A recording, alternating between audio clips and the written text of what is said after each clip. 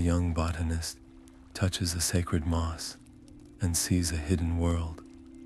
Elara could hear the whispers of ancient plants, a gift that let her listen to the oldest stories of the forest. In a forgotten grove, she deliberately pressed her hand against a patch of glowing moss, and it answered with a fractured vision of a moss-bound temple, a sanctuary woven from living stone and memory. Her mission is to decode these natural temples before a creeping blight silences their ancient voices forever. She is risking her own profound connection to the living world, a bond that defines her very being. By the end of this story, you will uncover the secret language of the earth itself, and how one person's courage can save the oldest voices in the world.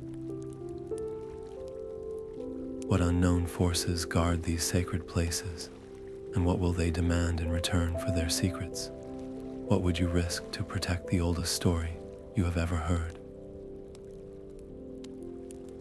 The moss left its signature on her skin, a faint, shimmering map only she could read. Elara spent days transcribing its bioluminescent pulses, each soft glow a coordinate, and the frequency of its whisper a compass bearing. Her tools were simple, a botanist's field journal and a handcrafted resonator tuned to the subtle vibrations of plant life. The resulting chart pointed unequivocally to the heart of the whispering woods, a place spoken of in hushed tones by elders. They said the woods themselves were alive and aware, guarding their secrets with territorial sentience. Stepping past the first ancient trees felt like crossing an invisible threshold. The air grew still and heavy. Almost immediately, the path behind her seemed to soften and fade, while vines, thick as her wrist, uncoiled from the canopy to block her way forward. They did not lash out, but moved with a deliberate, unsettling intelligence, reshaping the landscape to confound her. Worse were the sounds, a cacophony of distorted forest noise.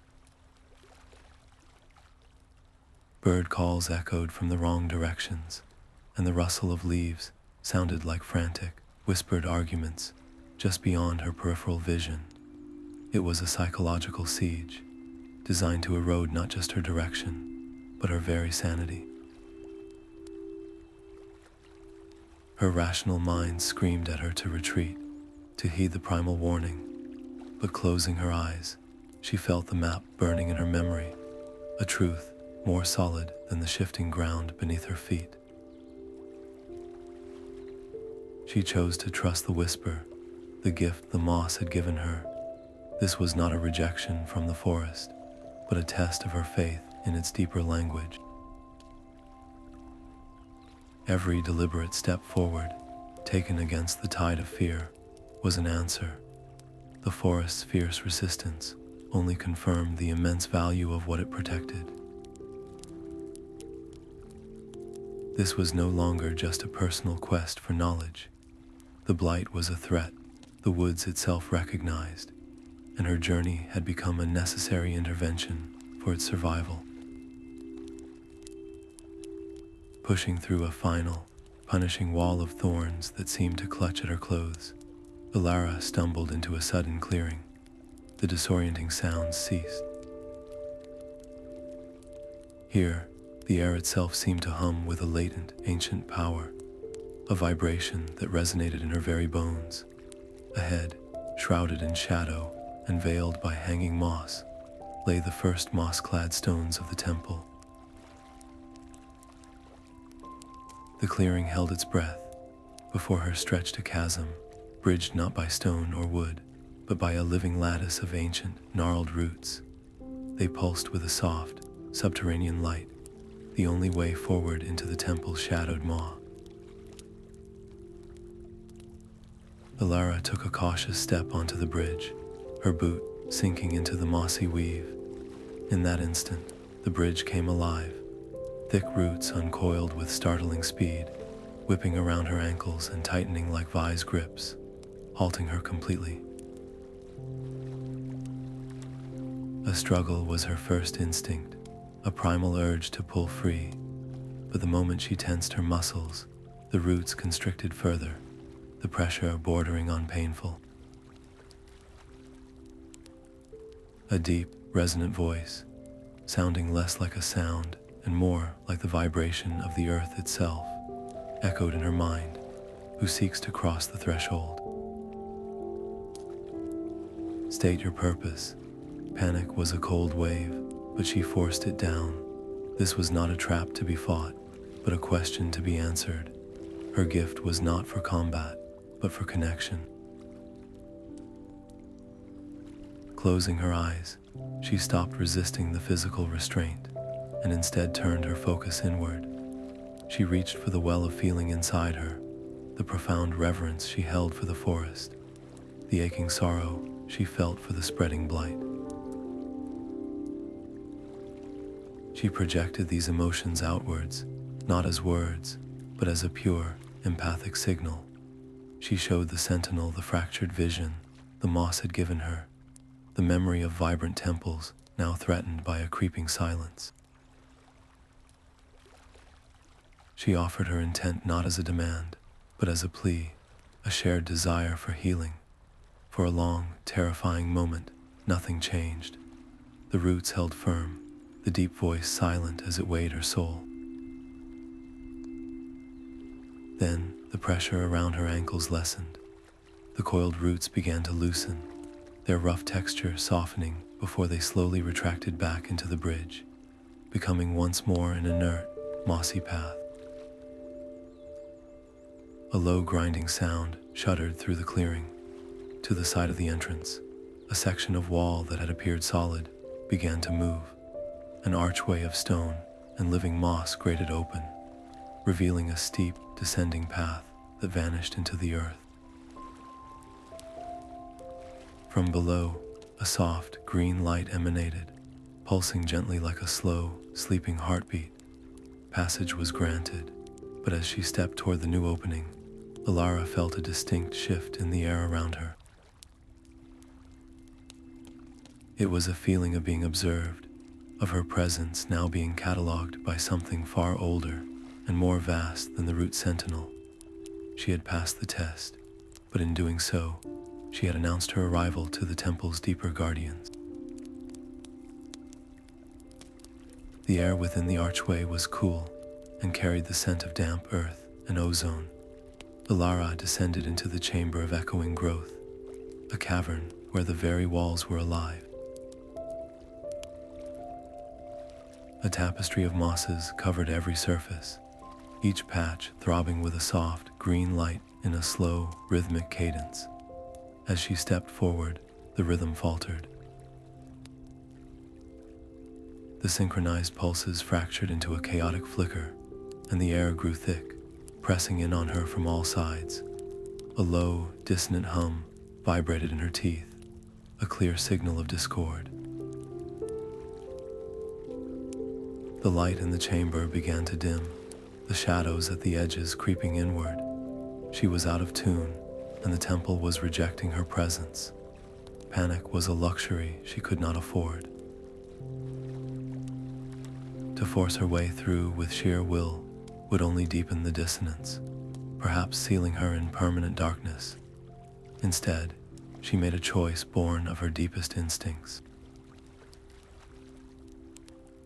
She sank to the mossy floor, crossing her legs and closing her eyes, deliberately shutting out the threatening gloom. She focused on her own breath, on the steady beat of her own heart, letting the frantic energy of fear dissipate. In the quiet space of her own mind, she sought the memory of the sacred moss's first touch, the pure, harmonic whisper that had started her journey. She let that memory resonate within her, a tuning fork for her soul, and began to project it outward. It was not a sound, but a feeling, a wave of calm reverence, of empathetic connection. She offered her own life force, her bioresonance, not as a command, but as a request to harmonize. For a long moment, nothing happened. Then, the oppressive hum softened. The chaotic flickering of the moss began to slow, its pulses gradually synchronizing with the rhythm of her own calm heartbeat. A deep, resonant chord seemed to fill the chamber, a vibration of pure, accepted belonging. The wall directly before her did not crumble, but dissolved. The moss shimmered and broke apart into a breathtaking cascade of glowing spores, floating gently into the air and revealing a new passage. The effort left her feeling hollow, her mind raw and stretched thin. But with that fatigue came a heightened sensitivity. She could now feel a low, persistent thrum of distress emanating from the stones themselves, a background pain that was the temple's constant reality. The external blight was no longer a distant threat described in a vision. It felt like a sickness in a loved one, a corrosive touch she could sense creeping at the edges of this sacred space, and the need to fight it became a deeply personal, urgent fire in her chest. Through the sparkling curtain of fading spores, the next chamber beckoned. At its center lay a pool of water so clear it seemed to be made of air. Drawn forward, Elara looked into its depths. The surface did not hold her reflection. Instead, it showed the image of a stark, mountainous landscape, where a temple of wind-scoured stone stood defiant against a gray sky. It was a call, clear and unmistakable, pulling her attention far to the north. The journey was not over, it had only just begun. The vision in the water shimmered and faded, but its pull remained, a compass needle fixed in her soul. Elara moved deeper into the temple's heart, the air growing thick with the scent of rich soil and a profound, ancient sorrow. The chamber widened into a vast, domed cavern, and there, at its center, towered the Keeper of Roots. It was less a tree and more a being woven from gnarled wood and shifting moss, its form so ancient that stone and root had become one. Its eyes, like chips of obsidian, opened slowly, fixing on her with a gaze that felt as heavy as the mountain above them. "You do not belong here, child of fleeting seasons," a voice rumbled through the stone beneath her feet, thick with mistrust and the fatigue of eons. The air itself seemed to resist her, pushing her back toward the entrance. Her eyes dropped from the keeper's imposing form to the base of its massive trunk, to the heart root it shielded with its own body. A section of the root was marbled with ugly, gray veins, a corruption that pulsed with a sickly, rhythmic light. This was the source of the distress she had felt earlier, the blight made manifest. She knew then that words, any plea or explanation, would be meaningless. The only language this ancient guardian would understand was action. She met its stony gaze and slowly, deliberately, approached the ailing root, ignoring the defensive rustle of its leafy limbs. She knelt, placing her hands not on the infection, but on a healthy part of the root, feeling its pained, faltering life force. She did not try to force her own energy into it. Instead, she opened herself, becoming a conduit. She let the pure, harmonic connection she shared with the living world flow through her, offering it to the keeper, a gift of shared strength. For a long, tense moment, the keeper remained immovable, a statue of judgment. Then, a single woody tendril gently touched her shoulder. The connection was instantaneous and overwhelming. A torrent of the temple's pain and the keeper's immense fatigue flooded into her, a weight that threatened to crush her spirit. But within that torrent was also its immense power, a deep, grounding force older than history. Together, they focused on the Blight. Channeling their combined will, they pushed a wave of clean, vibrant life into the corrupted root. The gray veins resisted, coiling like live wires. In that struggle, Elara felt it. The Blight was not a mindless decay. It was a conscious, hungry presence, a sentient void that recoiled and pushed back with a chilling intelligence. It knew it was under attack. The effort was excruciating. Elara felt her own vitality draining, a coldness seeping into her bones as she willingly gave her strength to the fight. Her vision swam, but she held on, her resolve hardening into pure, unyielding purpose. With a final, concerted surge, the gray veins shattered, dissolving into a fine, inert dust. The heart root glowed with a steady, healthy green light once more. The immediate threat was purged. Elara slumped forward, gasping, her body trembling with exhaustion. The keeper's massive hand rested gently on her head, its touch now radiating not suspicion, but a deep, sorrowful gratitude. "You have given of your own seasons to preserve ours," it intoned. "The enemy you face is not a sickness, but a hunter. It seeks not just to consume, but to dominate all life." The stakes had been irrevocably raised. This was no longer a quest to heal a sick place. It was the first battle in a war against a conscious, spreading darkness. The keeper carefully plucked a single, luminous seed from its own mossy chest, placing it in Elara's palm. It pulsed with a soft, warm light.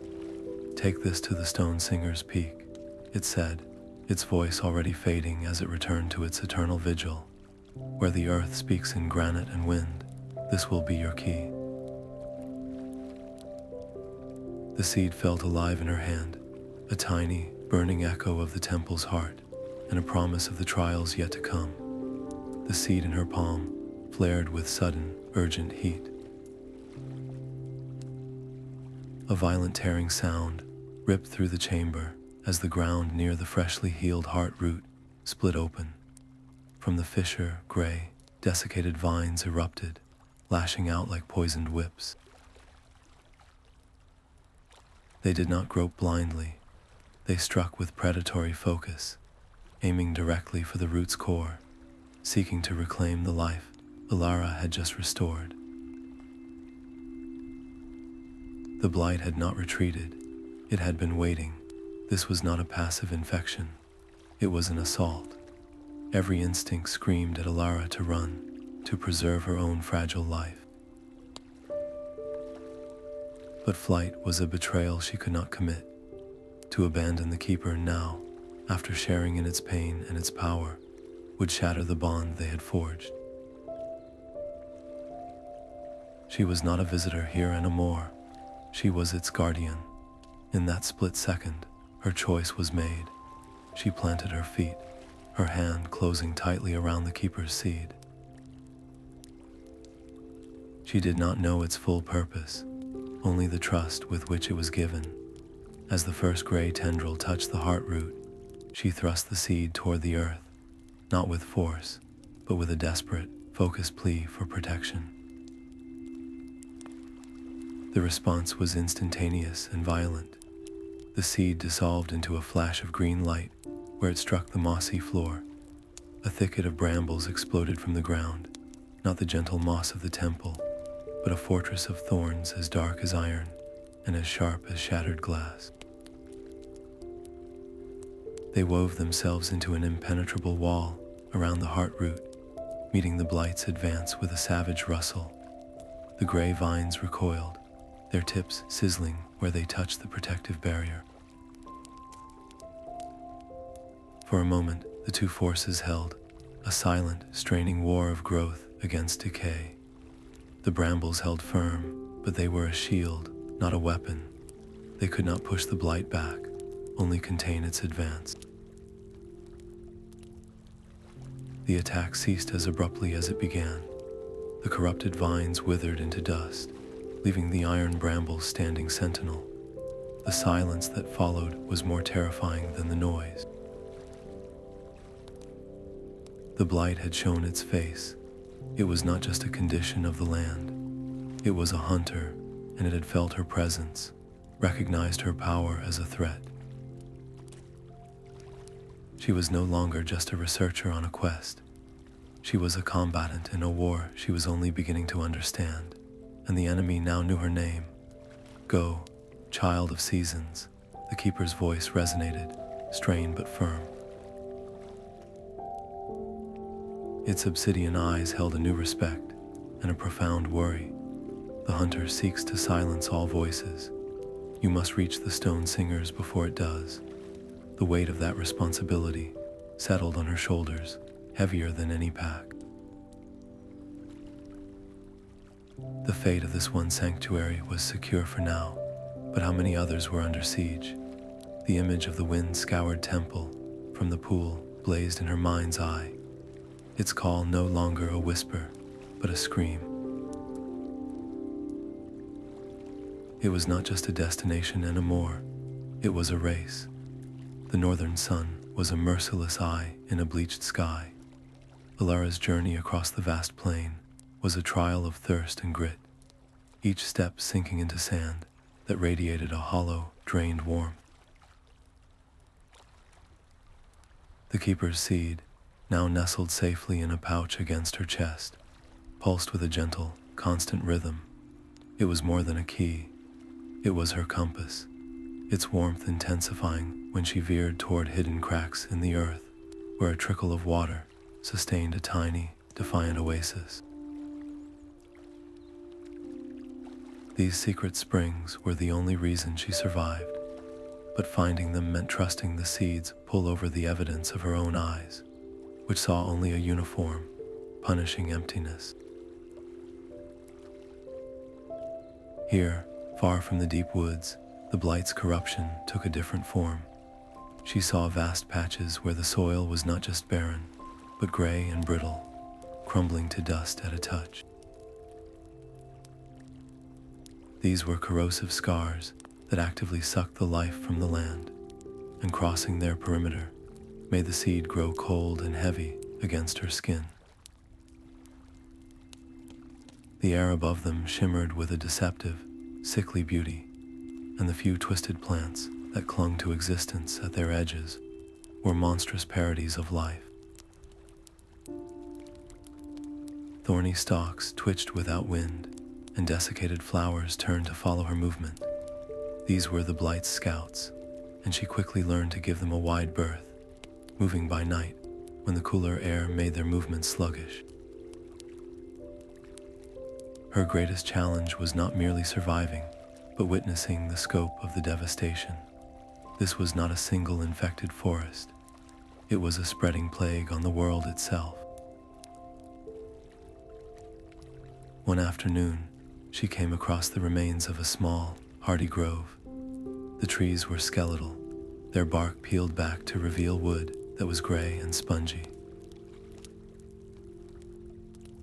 A profound silence hung over the place, a void where not even the buzz of an insect could be heard. It was a graveyard, and the sight fueled a cold fury in her chest. She could not just walk past. Kneeling, she pressed the seed against the barren earth at the grove's edge. She poured a sliver of her own waning energy into it, and a circle of vibrant, green moss erupted from the soil, dotted with small, glowing flowers. It was a tiny act of defiance, a single note of life in the crushing silence, but it cost her. The effort left her dizzy, and the delay meant another hour exposed under the brutal sun. These small acts of healing did not go unnoticed. The land itself seemed to turn against her. What appeared to be solid ground would shift suddenly into sucking sand, and once reliable rock formations crumbled when she tried to use them for shelter.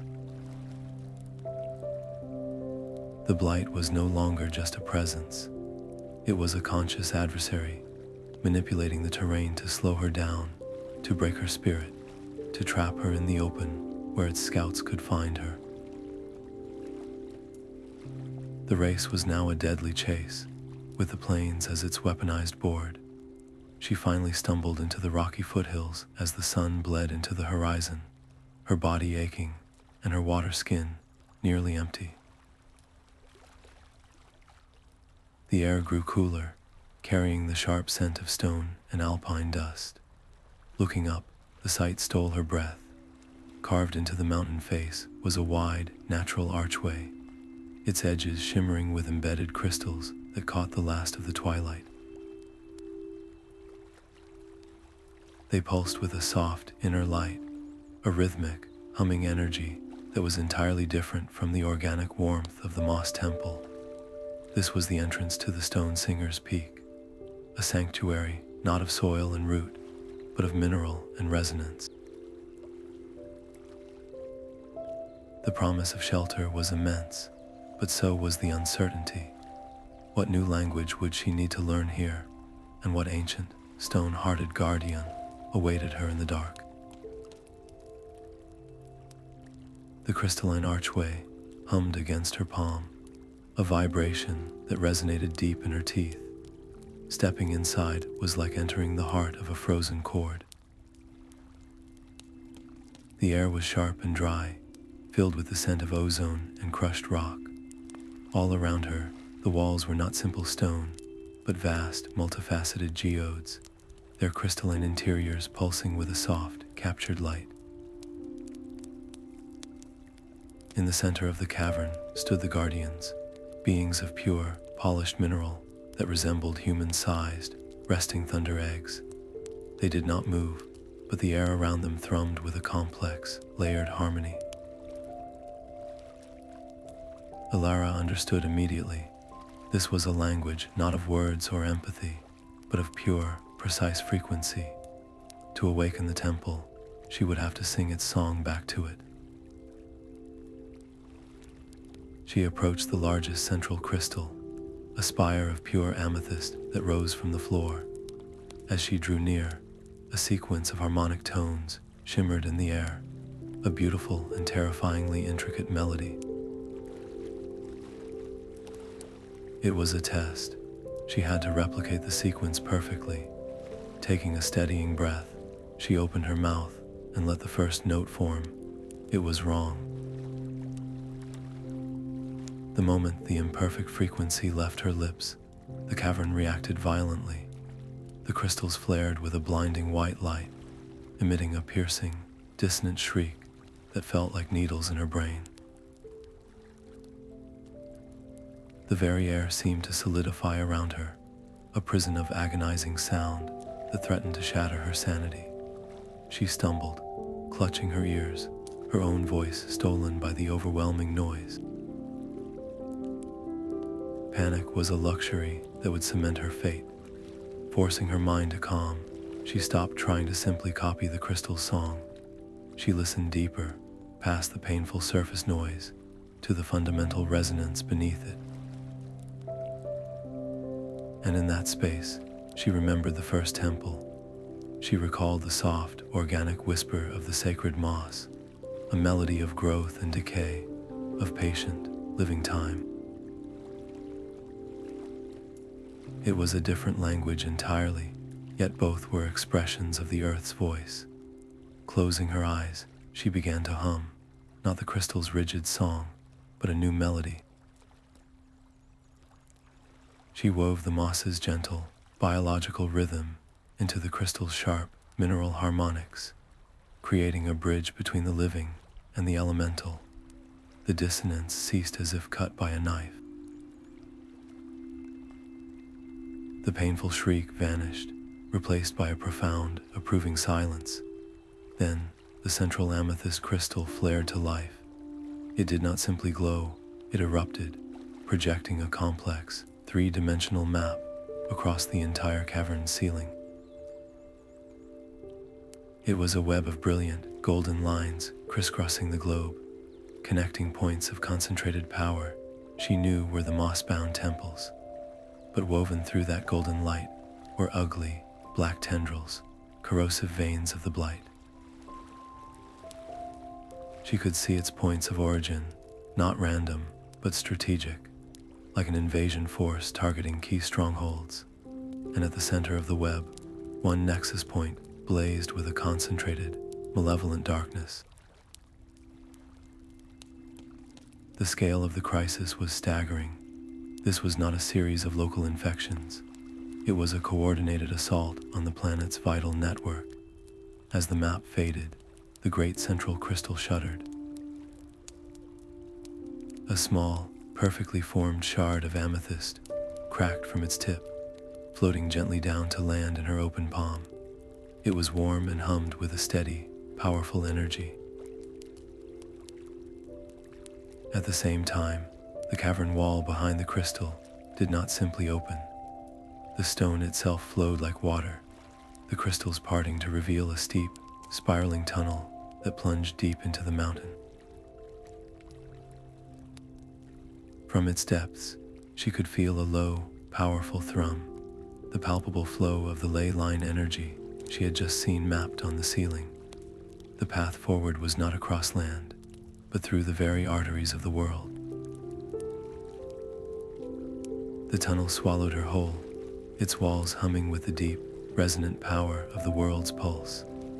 Elara clutched the warm amethyst shard, its steady vibration, her only tether to reality, as she was swept into a river of pure, liquid light. This was a ley line, a current of raw life force flowing through the planet's veins. The crystal acted as a rudder, letting her navigate the blinding, beautiful torrent. Travel was instantaneous, a blur of landscapes and epochs flashing through her mind. She saw mountains rise and fall, felt the joy of ancient forests taking root, and heard the first songs of forgotten creatures. But woven through these memories was a new, foul thread. The Blight's corruption felt like a poison in the water, a chilling cold that seeped into the vibrant energy. Infected sections of the ley line churned into violent rapids of clashing light and shadow. Dark, formless entities coalesced from the turbulence, reaching for her with tendrils of pure negation that yearned to pull her from the flow and extinguish her light. Her instinct was to fight, to use the crystal's power to cleanse the poison around her, but each corrupted section was a vast, tangled knot, and stopping to heal it would mean being caught, surrounded, and consumed. She made a difficult choice. Focusing the amethyst's energy inward, she forged a protective bubble of stable resonance around herself.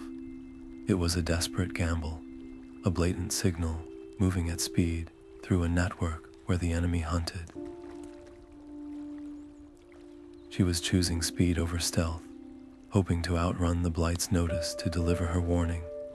The entities shrieked silently as she shot past their grasping claws, the protective field deflecting their touch at the cost of a draining pull on her own spirit. In those harrowing moments, the terrible truth became clear. The Blight was not just poisoning the ley lines, it was feeding on them, siphoning the planet's vital energy to fuel its own expansion. The memory of the crystal map flashed before her eyes, the golden web under siege. If the Blight succeeded in corrupting a major nexus point, a heart where many lines converged, it could sever the connections between all the MossBound temples. Isolated, their ancient voices silenced, each sanctuary would fall alone, and the world would be plunged into a final, irreversible silence. The current ahead suddenly convulsed, the light flickering erratically. With a final, violent surge, the ley line expelled her, casting her out onto soft, wet ground. She landed hard, gasping, the brilliant energy of the stream replaced by a thick, heavy air. The scent of rich decay and aggressively vibrant life filled her lungs. She was at the edge of a vast, swampy delta, where dark water and gnarled trees wove a tangled landscape, a place where life and death were locked in a desperate, visible struggle. The swamp's breath was heavy with rot and a cloying sweetness. Towering, tangled mangroves rose from the murk, their roots forming a vast, knotted latticework above the dark water. At the center of this labyrinth stood the Mangrove Guardian, a being so immense it seemed to be the swamp itself given consciousness. Its trunk was a tapestry of gnarled bark and phosphorescent fungi, and its great roots pulsed with a slow, weary light. The water around it, however, was a sickening sight. A thick, iridescent sheen coated the surface, and from its depths rose the gurgling whispers of the Blight. The Guardian's voice was not a sound, but a resonance that vibrated up through the soles of her feet. The waters are poisoned at their heart. The filter fails. It cannot cleanse this new virulence alone. A ritual was needed, a deep purification that required a conduit, a being of will, to enter the tainted flow and help focus its power. That conduit was Elara. To do this, you must join the water. You must trust the roots to hold you, and you must trust me to pull you back from the silence. The thought of submerging herself in that visible corruption was a primal horror. This was not like channeling energy or harmonizing with crystals. This was a physical surrender to the very substance of the enemy. Every instinct told her to flee, but looking into the Guardian's ancient, luminous eyes, she saw not a demand, but a profound and desperate need. Her journey had taught her that faith was her greatest tool. She took a final, steadying breath and stepped off the solid route into the murky water. It was shockingly cold, a clammy grip that instantly seeped through her clothes. As she sank deeper, the Guardian's roots coiled around her, not as restraints, but as anchors, holding her firmly in the current. She closed her eyes, forcing her mind past the fear, past the chilling touch, and reached for the bond she had forged with the living world. She became a focal point, drawing the Guardian's immense, filtering power through her own body and into the poisoned water. The Blight fought back. It was not a passive poison, but a conscious, hateful presence. She felt its tendrils of despair and negation, scrabbling at the edges of her mind, whispering of futility and surrender. It showed her visions of a gray, silent world where her efforts were dust. She held fast, clinging to the memory of the Moss Temple's whisper, the crystal's song, the keeper's gratitude. She was not one person against the darkness. She was a single thread in a vast, living tapestry, and she drew strength from every connection she had made. A brilliant green light erupted from her and the Guardian's roots, spreading through the water like a shockwave. The iridescent scum on the surface shattered and dissolved.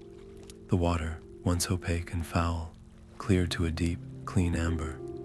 The gurgling whispers ceased, replaced by the healthy sounds of flowing water and the calls of newly awakened swamp birds. The ritual was done. Elara was drawn gently back onto the roots, coughing but unharmed, her body trembling with exhaustion and relief. The Mangrove Guardian stood taller, its bark gleaming, its light now a steady, powerful glow. But its voice was grim. You have scoured the symptom, not the disease. I have felt the mind behind this poison. It does not spread blindly. It is directed with purpose and malice from a single, terrible heart. A location bloomed in Elara's mind, a place of profound shadow and concentrated hatred deep within a blighted jungle. The mission shifted in that instant. This was no longer a series of defensive actions to protect sanctuaries. To save the network, she would have to journey into the core of the corruption itself and confront the intelligence that commanded it. As the last of the blight faded from the water, the cleared current began to swirl, pulling the floating vegetation aside. The waters themselves parted, receding to reveal a hidden, muddy channel that led away from the healthy swamp, straight into a wall of dense, twisted trees under an oppressive, gray-green canopy. The path forward was clear, a dark invitation into the belly of the beast. The jungle was a graveyard of memories. Every twisted, gray tree trunk and patch of brittle, colorless moss seemed to hold a ghost. As Elara moved deeper into the oppressive silence, she began to see them, faint, shimmering after-images of the life that had been consumed. Here, the spectral form of a great, horned cat caught mid-leap, its final roar a silent scream of defiance. There, the ghostly canopy of a flowering vine, its beautiful, fragrant blossoms now just a hollow echo of scent. These were the echoes of the fallen, the last desperate impressions left on the world by things the blight had erased. Her gift, her ability to listen to the living world, now became a conduit to the dead. She could not turn away. To gather the intelligence she needed, she had to listen. Reaching out with her mind, she touched the echo of a massive, ancient tree. The contact was not a whisper, but a blast of pure, agonizing loss. She felt its centuries of growth, its deep roots, the countless lives it had sheltered, all severed in an instant of ravenous, gray hunger. It was a psychic wound, and she felt it as her own. The blight did not just kill. It devoured memory, purpose, and connection, leaving only this screaming void. Each echo she touched added another layer of torment. The final moments of a flock of jewel-winged birds, their synchronized flight shattered into panicked, silent chaos. The last thoughts of a humble, burrowing fungus, a simple, contented existence extinguished by the creeping cold. The weight of their collective sorrow was a physical pressure on her soul, a despair so profound it threatened to drown her. The blight, sensing her vulnerability, weaponized her own empathy. It twisted the echoes into illusions, using her grief as a paintbrush. She saw visions of the MossBound Temples crumbling to dust, heard the voice of the Keeper of Roots, crying out in betrayal, accusing her of failing them all. The path behind her would appear to vanish, replaced by a wall of advancing corruption, while friendly, familiar voices called to her from deadly, unstable ground. Her first instinct was to shut it all out, to raise mental walls against the onslaught, but she knew that was what the blight wanted. Blocking the pain would also block the truth hidden within it. The echoes were not just victims, they were witnesses. She made a choice that felt like self-destruction. Instead of resisting the sorrow, she opened herself to it completely. She let the river of loss flow through her, absorbing each painful memory, each scream of extinction, and consciously, deliberately, processed it. She acknowledged the pain, honored the life that was lost, and then let the raw emotion pass through her, leaving behind the pure, crystalline facts they contain. It was the most difficult thing she had ever done. Each echo carved a piece of her away, leaving her psyche raw and bleeding. But from this brutal act of communion, the crucial intelligence emerged. A consistent image appeared in the final moments of every creature, from the largest predator to the smallest plant. A massive, obsidian monolith, weeping a thick, black sap. It pulsed with a rhythm that mirrored a terrified heartbeat, and it fed on their fear. This was the weeping stone, the core of the corruption. The echoes revealed its terrible nature. The stone did not generate the blight itself. It acted as an amplifier, resonating with and magnifying every negative emotion within its reach. The despair of the dying, the fear of the hunted, the rage of the betrayed. This emotional energy was the fuel the blight used to power its expansion and protect its heart. To defeat it, she would have to approach this engine of sorrow without giving it a single drop of her own despair. The knowledge was a cold, hard shield, but the cost of obtaining it was immense. She felt hollowed out, her own emotional reserves scorched away. The Blight's primary weapon was no longer an external threat. It was the profound weariness now living inside her, a whisper of surrender that echoed in the quiet spaces of her mind, pushing through a final, clinging veil of sorrow that felt as thick as cobwebs. Elara emerged at the edge of a vast, unnatural clearing. The air hummed with a malevolent static, and there, at the center, stood the source of all the world's pain. The weeping stone rose from the corrupted earth, a shard of absolute darkness, its surface continuously shedding rivulets of black tears that sizzled as they hit the ground. It pulsed with a slow, sick light, and she could feel its hunger reaching for her, searching for the despair it knew she carried.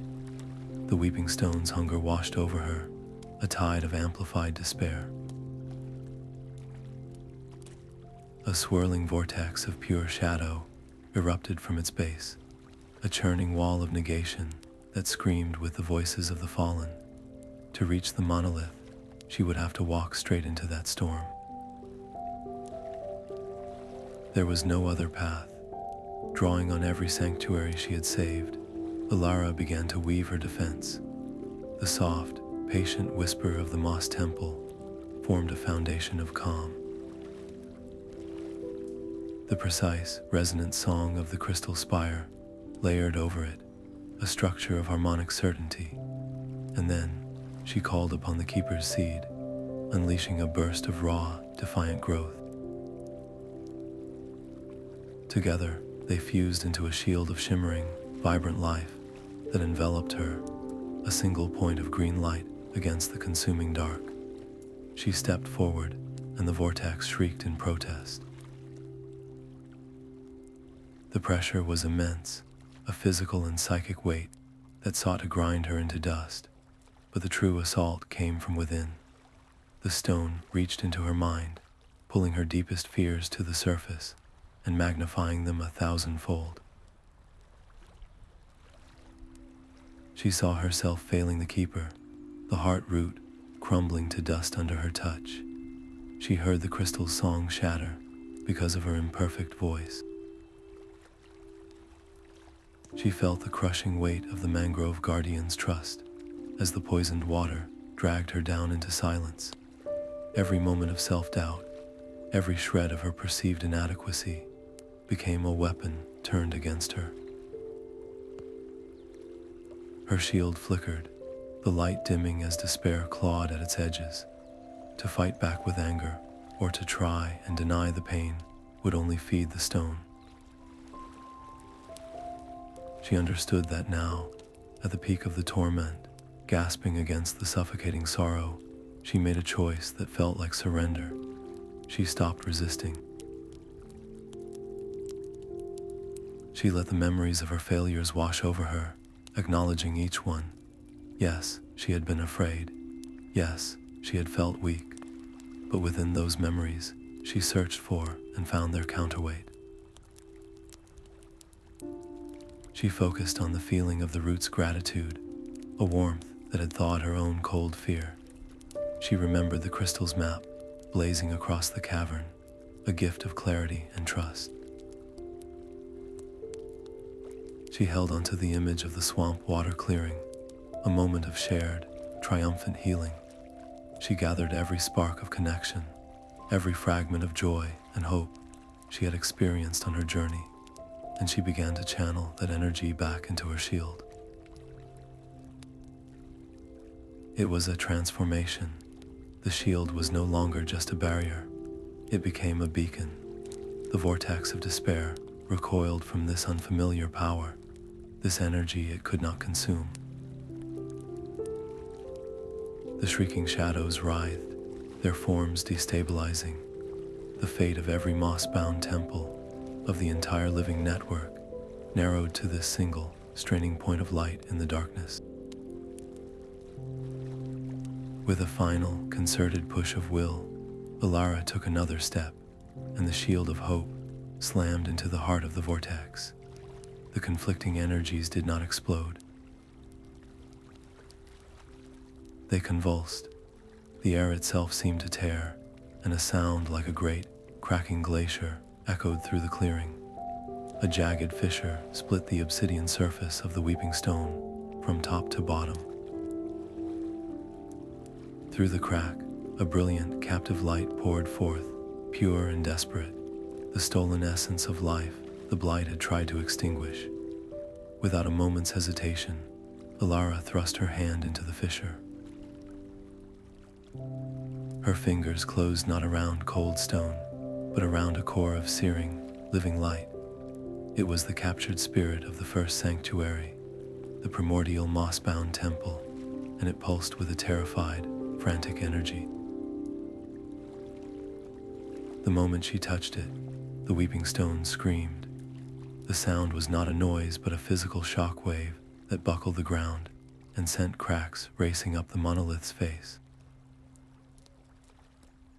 The entire structure of the Blight, a network sustained by this dark heart, began to shudder and unravel, but its death throes were its most dangerous.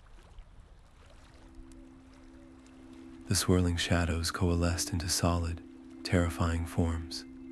A wall of thorns, identical to the one that had protected the keeper's route, now advanced on her, but these were twisted and hateful. The spectral image of the keeper itself rose before her, its obsidian eyes full of accusation, blaming her for its impending demise. They were perfect replicas of her deepest fears, given flesh and malice by the Blight's final, desperate breath. She could not fight them.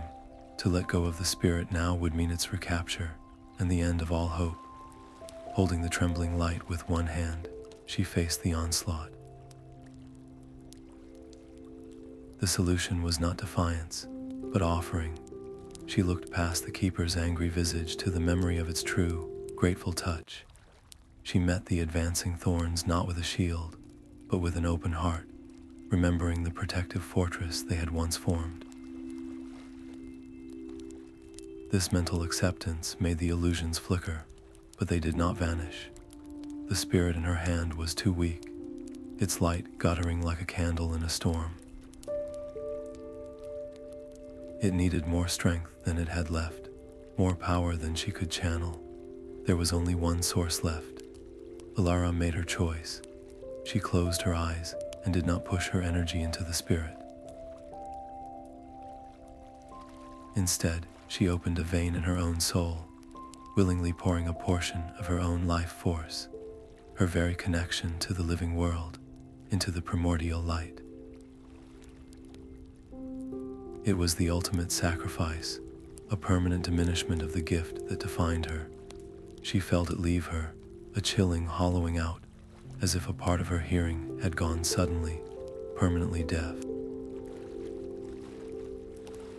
The effect was instantaneous and cataclysmic. The fledgling spirit, bolstered by her selfless gift, flared with an incandescent power that burned away the monstrous illusions like morning mist. The light erupted from the crack, no longer a captive stream, but a brilliant, expanding star. The weeping stone could not contain it.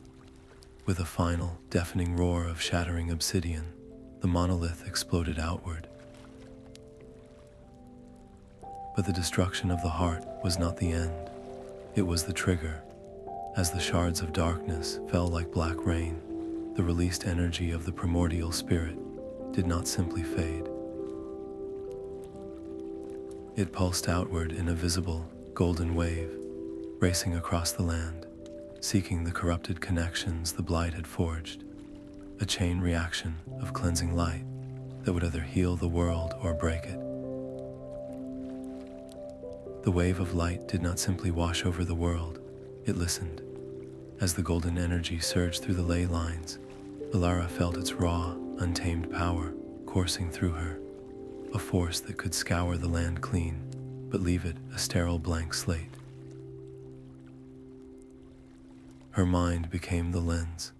With the last of her strength, she did not command the energy, but guided it, her hard-won knowledge of each ecosystem acting as a gentle hand on the tiller.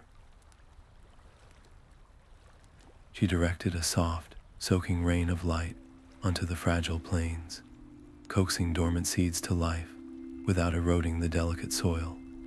She sent a precise, surgical pulse into the heart of the swamp, severing the last hidden tendrils of the poison without disrupting the complex balance of its murky waters. Where the blight had taken root in a dying forest, the energy did not incinerate the dead wood, but patiently broke it down into rich, black soil, a foundation for the new life already pushing through.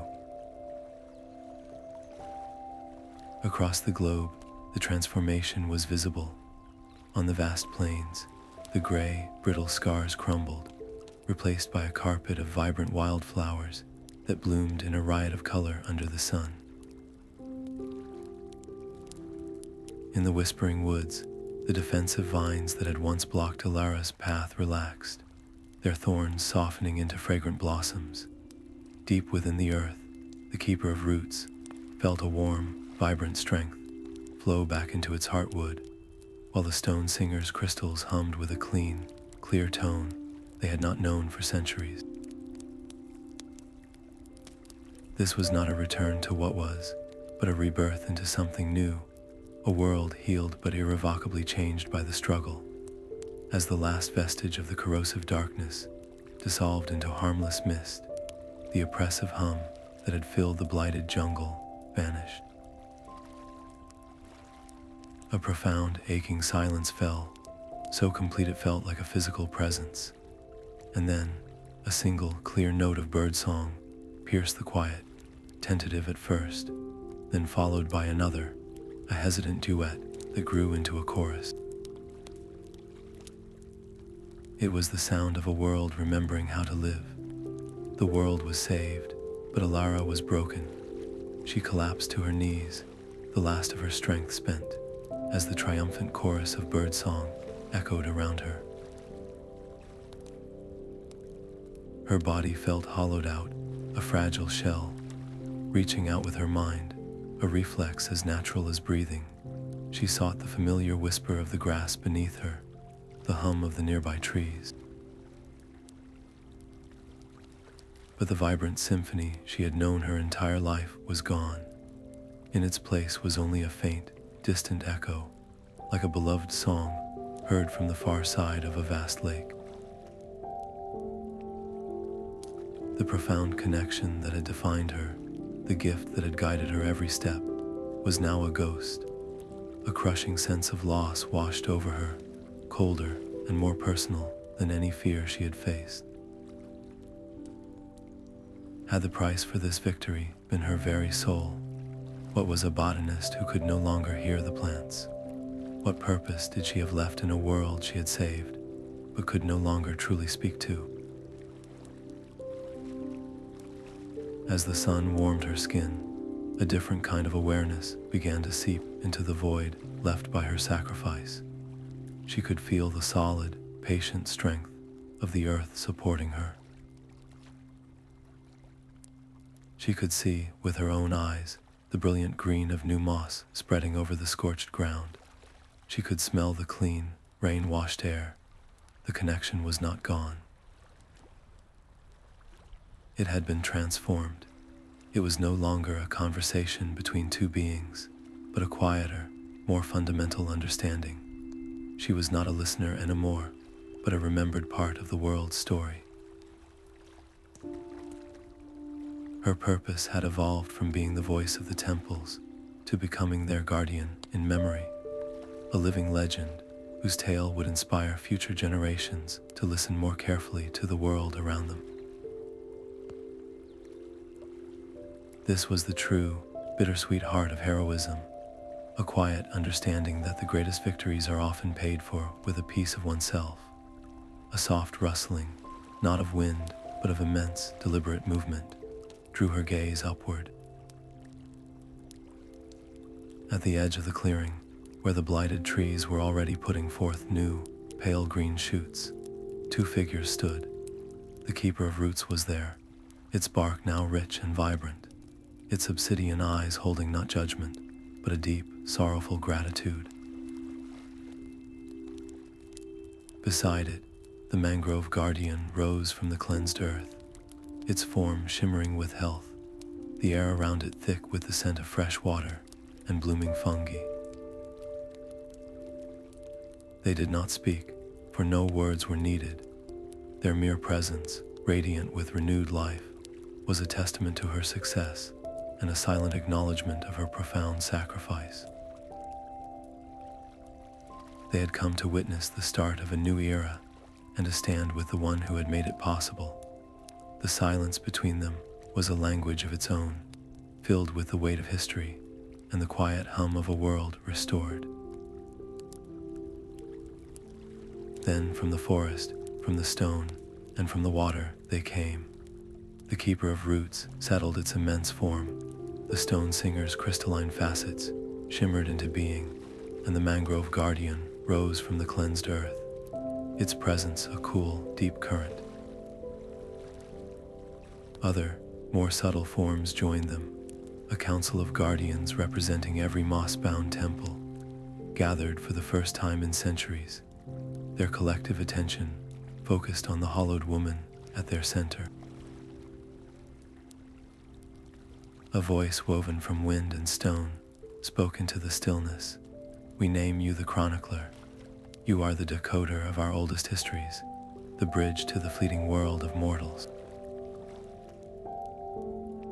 This title was not a reward, but a solemn duty. It meant the temples would no longer stand in isolated silence. The knowledge of the Blight, its nature and its defeat, would be preserved, a shield against any future threat. Yet, not all resonance in the circle was harmonious. A guardian of the high, wind-scoured peaks, its form like fractured granite, voiced a deep-seated fear. Mortals have short memories and long ambitions. We have seen them take an exploit. Will this bridge you speak of become a road for new conquerors? This was the subtle political rift, the old wound of past exploitations, threatening this new alliance before it could even truly form.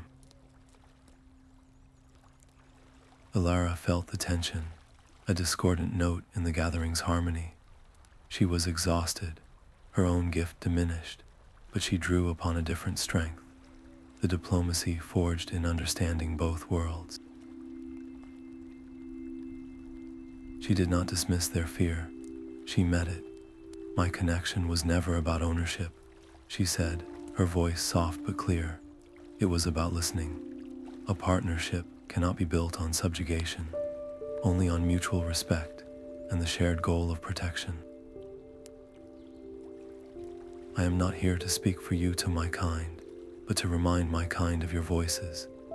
She offered a vision not of conquest, but of guardianship, a pact where humanity learned to be stewards, not masters.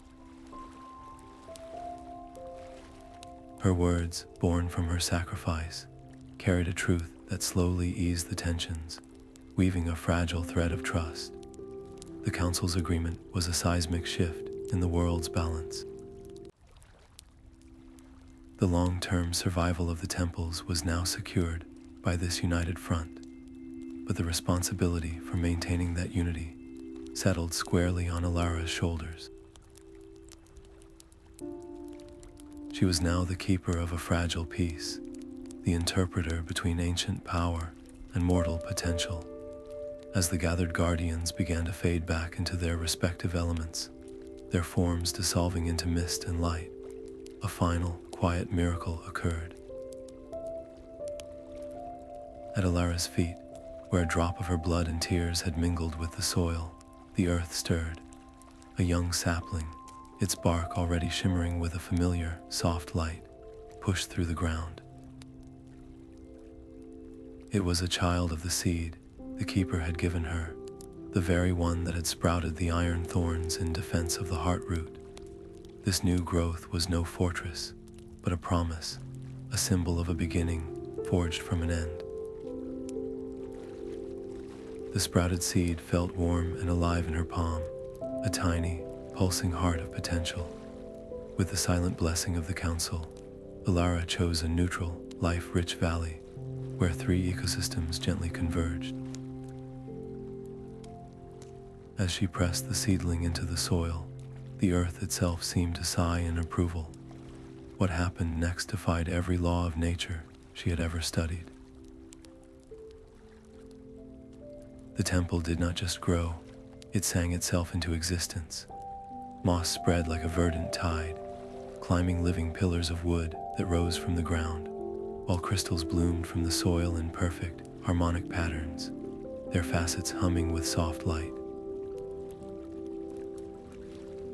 In a matter of days, a new MossBound Temple stood complete, a breathtaking fusion of root, stone, and leaf, a living testament to unity. It became a beacon, its central spire a landmark of hope, and the new, permanent home for the Guardian Council. This unprecedented act of creation sent ripples across the world, attracting all manner of attention. Pilgrims, scholars, and the simply curious began the long journey to witness the sanctuary. But so too did more wary, watchful forces, representatives from distant human settlements, their histories scarred by past conflicts with the wild, arrived to observe, their intentions hidden behind polite diplomacy. The temple required constant vigilance, not from monstrous threats, but from the subtle poison of old distrust and the fear of the unknown. Facing this new challenge, Elara made her final choice. She would not return to her old life. She became the first keeper of the new temple, dedicating her remaining years to a single purpose, teaching. She showed visitors how to read the subtle language of the mosses, to understand the warning signs in a wilting leaf, and to feel the sacredness in a simple stone. Her lessons were not commands, but invitations to listen. The stakes for this new sanctuary were higher than for any of the ancient ones, for it represented the future, a conscious effort to build a lasting legacy of balance between all beings. Its very existence made it a symbol, and symbols always draw both admirers and enemies. One evening, as the temple's central spire cast a long shadow in the setting sun, Elara stood watching the first stars appear. A faint, new whisper brushed against her awareness, so subtle she almost missed it. It was not the familiar voice of the flora or the deep hum of the crystals. Turning, she saw a young girl, no more than 6 years old, standing with her small hand resting gently on a glowing moss-covered stone.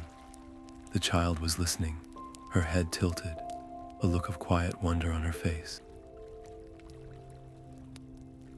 The whisper was coming from her, a nascent, untrained gift, echoing the one Elara had once possessed. A profound sense of peace settled over Elara, deeper than any she had known. The work was not ending, it was just beginning.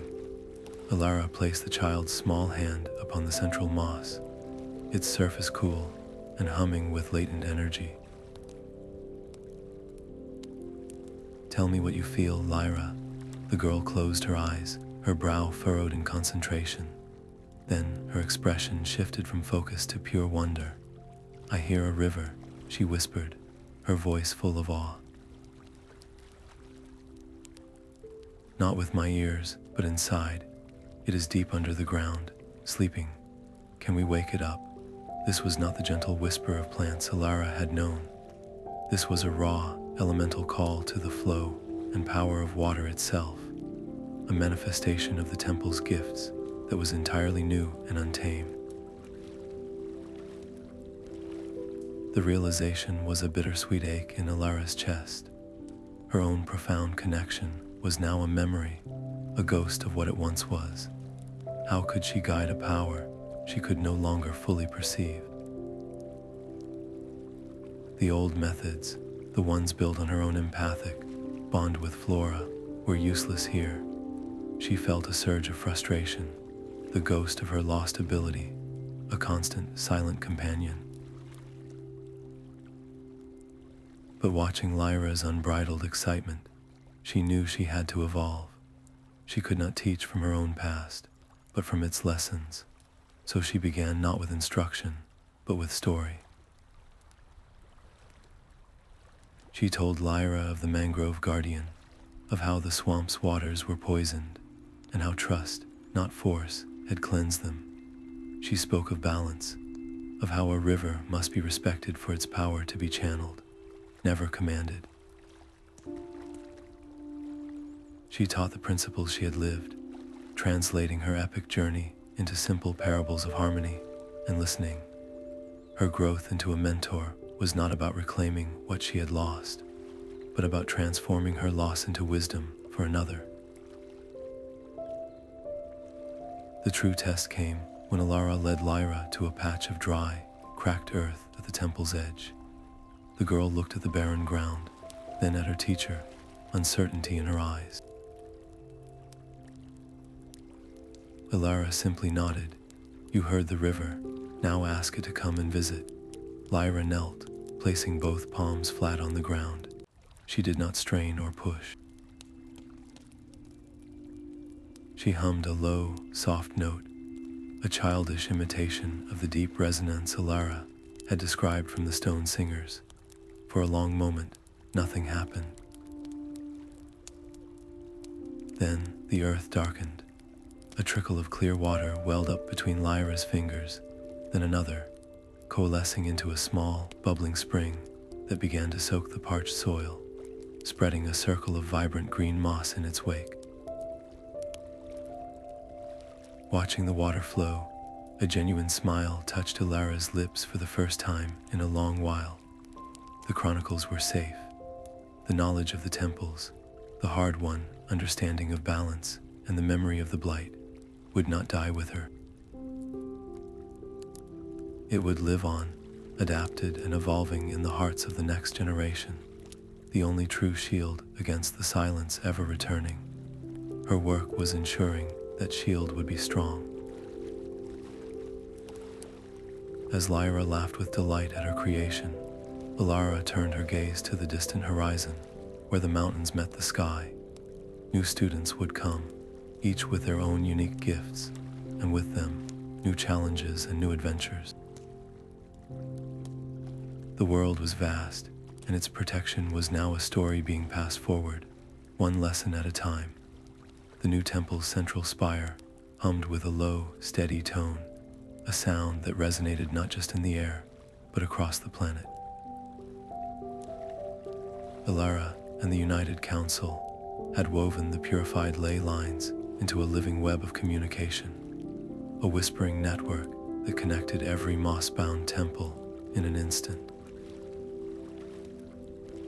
A drought in a distant desert would trigger a coordinated redirection of underground streams from a jungle sanctuary.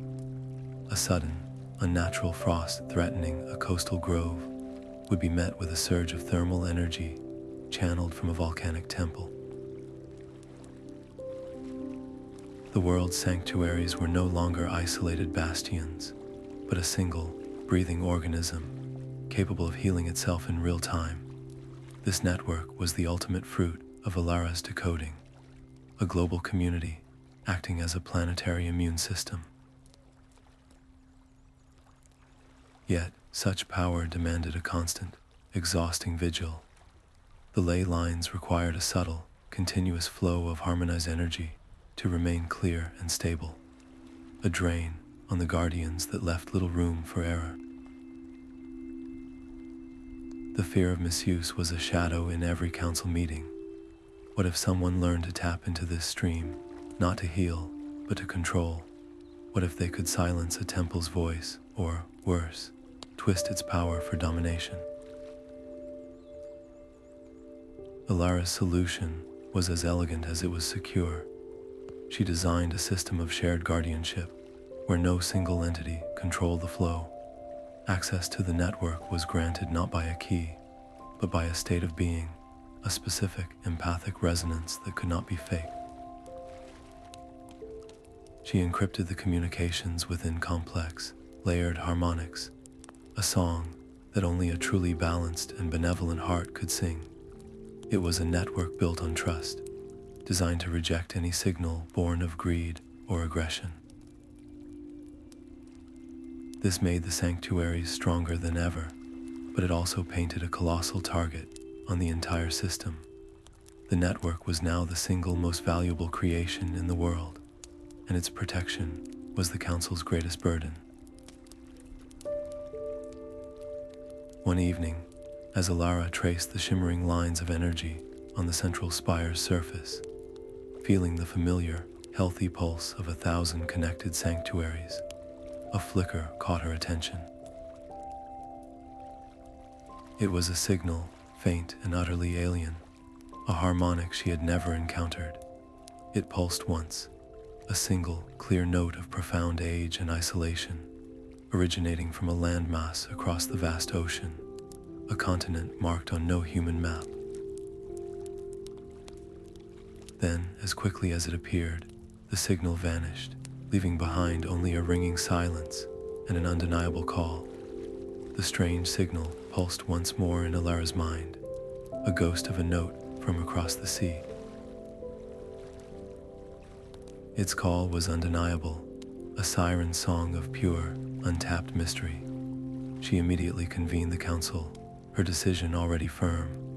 They would send an expedition, a small, carefully chosen group, to cross the ocean and find the source. Lyra was the first she selected, her unique affinity for water making her essential for the voyage. Joining her were a stoic stone singer, geologist, who could read the composition of foreign rock, and a nimble botanist from the Whispering Woods, adept at navigating hostile flora. This was a leap into the absolute unknown, demanding skills no temple guardian had needed for millennia. They would have to become seafarers, learning the language of the waves and the stars, while preparing to encounter ecosystems and guardians that operated on principles completely alien to their own. The journey itself was a trial of strange magic. Their ship, a vessel of living wood guided by the new temple's harmony, was tested by weather that defied all patterns. Sudden, glass-calm seas would give way to swirling vortexes of emerald green fog, and they glimpsed vast, phosphorescent shapes, moving in the deep, creatures that seemed to watch them with an ancient, knowing intelligence. The very sea felt influenced by the distant continent, a realm of natural law rewritten. Elara stood on the shore, watching the ship grow small on the horizon. Her heart ached with a profound mix of pride and trepidation. She had chosen to remain, to anchor the council and the global network she had helped build. Sending Lyra and the others was the ultimate act of trust, a declaration that the next generation was ready to lead. The stakes of their success were immeasurable. Discovering new temples could grant the network unprecedented power and knowledge, perhaps even revealing origins of the MossBound sanctuaries themselves. But such a discovery was a double-edged sword. It risked introducing unknown threats, or encountering guardians with a world, you so different it could shatter their hard-won unity. As the last sail vanished, Elara turned from the sea, her work as chronicler ensuring the quest for knowledge would now echo far beyond her own voice. The true challenge began not in the wilderness, but at a quiet desk, translating the profound, wordless language of the temples into simple ink and parchment felt like trying to capture a symphony with a single, silent instrument. How could she describe the keeper's gratitude, a feeling that had vibrated in her very bones, using only words? The memory was a tapestry of scent, sound, and soul-deep resonance, but the page remained blank, demanding linear sentences. She realized that a dry list of facts and dates would be a betrayal. It would preserve the what, but lose the vital why. The true power of her story was not in the events themselves, but in the choices made within them, the fear faced and the trust earned. She decided to write not as a historian, but as a witness. She would pour the emotion back into the history, making the reader feel the oppressive silence of the blighted jungle and the soaring triumph of the swamp's cleansing. This chronicle would be a map of the heart as much as a map of the world. Every word she chose now would set a precedent. Future generations would read her account and understand the MossBound Temples not as distant, powerful monuments, but as living partners in a shared world. If she failed to convey the spirit of cooperation, the essence of the sacrifice, the records that followed would be hollow, and the fragile alliance between human and sanctuary could slowly erode from misunderstanding. The weight of that responsibility was heavier than any mountain she had crossed. Dipping her quill into a deep violet ink made from the temple's own berries, she pressed its tip to the pristine page of the great book. The first words flowed not from her mind, but from the echo of a memory etched forever in her soul. She wrote. It began with a whisper, and in that simple line, she knew her most vital work had truly just begun. The first festival of renewal was a logistical labyrinth of potential disasters, coordinating the arrival of mortal guests from distant villages, ensuring their comfort without desecrating the temple's sacred grounds, and managing the display of magic without inciting fear was a delicate dance. Elara moved through the bustling preparations with a calm intensity, her presence a steadying force. She personally guided nervous farmers away from patches of sensitive, glowing moss, explaining their purpose with a story about the chamber of echoing growth. She demonstrated how the stone singer's harmonic crystals could purify water, framing it not as a spectacle, but as a shared tool for health. Every interaction was a lesson in trust, a gentle dismantling of centuries of superstition. When the festival officially began, the air itself seemed to shimmer with anticipation. The temple grounds were transformed. Instead of forbidding silence, there was music woven from rustling leaves and humming crystals. Instead of hidden dangers, there were guided tours where children could gently touch a sentient root and feel its curious, warm vibration in return.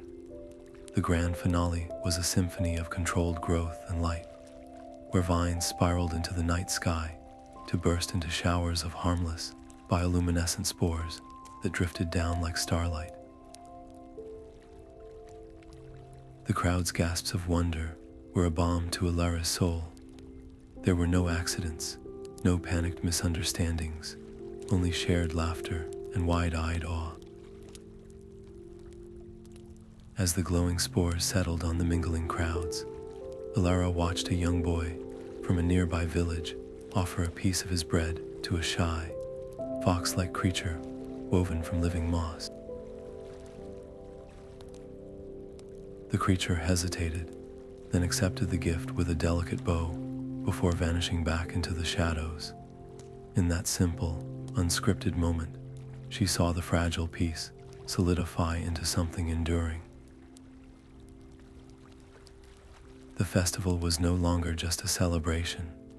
It had become a living promise, a tradition that would weave the temples into the cultural fabric of the mortal world, ensuring their protection not by secrecy, but by beloved familiarity. This public support was their greatest shield, a guarantee that the sanctuaries would never again have to stand alone. Watching the joyful, integrated crowds, Elara felt a deep and lasting peace, a certainty that the world was not just healing, but learning to thrive together. The air above the new temple began to shimmer, distorting the afternoon light like heat rising from stone. This was the beginning of the Great Weaving, a ritual to bind the sanctuary's fate directly to the planet's own lifeblood. Elara stood at the center of the circle, flanked by the Keeper of Roots, the Stone Singer, and the Mangrove Guardian. Their task was to draw upon the purified ley lines and spin their energy into a permanent, protective dome around the entire valley. It was a fortress not of stone, but of harmonized magic, designed to repel any future corruption and amplify the land's innate vitality. The sheer scale of the power they were about to channel was terrifying. One lapse in focus, a single note of disharmony from any of them, would not simply cause the ritual to fail. It would create a catastrophic feedback loop, a storm of raw energy that could shatter the new temple and scar the land for generations. Elara closed her eyes, becoming the anchor. She did not command the energy, but greeted it, her voice a calm, steady guide in the roaring current. She wove the Keeper's deep, grounding strength with the Stone Singer's crystalline precision, then threaded both through the Mangrove Guardian's fluid, cleansing flow. Her own role was to be the knot that held them all together, her hard-won experience allowing her to feel the strain in each guardian and offer a wordless reassurance, a subtle shift in resonance to keep the whole structure balanced. This was the final, crucial step in securing the temple's future, transforming it from a symbol of hope into a nearly impervious bastion. Yet this very act of supreme protection also made the sanctuary the undeniable, beating heart of the global network, a beacon of power that would draw every eye, friendly and hostile, for all time to come. As the last, brilliant strand of energy snapped into its designated place, the shimmering air solidified into a vast, barely visible dome that curved over the valley. A deep, resonant hum of power settled over the land, a sound that was not a noise, but a feeling of permanent, unshakable safety. The fortress was complete. Elara's next great work began in the temple's quietest library, surrounded by the very voices she sought to translate. She dedicated herself to a monumental task, the creation of a universal lexicon, a system that could teach anyone to understand the subtle languages of moss, crystal, water, and stone. This was not a dictionary of words, but a guide to resonance, a map of emotional frequencies and symbolic gestures. She broke down the deep, wordless gratitude of the Keeper into a specific combination of hand placements and focused intent.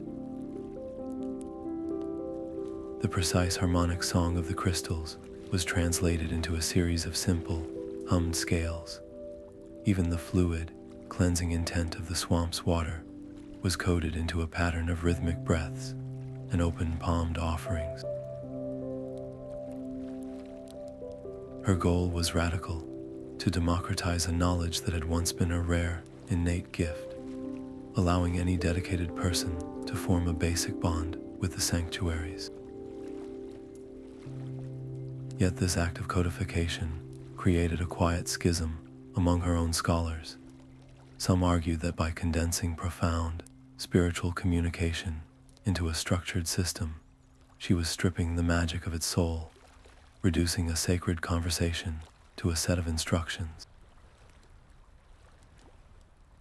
How could a student's rote recitation of a hummed scale ever compare to the desperate, intuitive harmony she had forged in the chamber of echoing growth?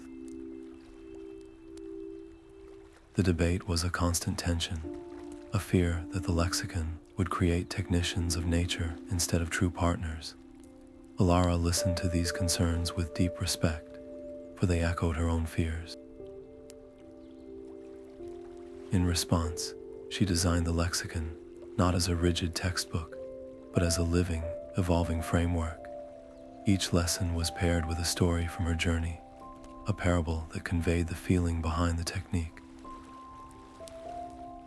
Students were encouraged to spend silent hours simply listening before they ever tried to speak, ensuring the first step was always empathy, not command.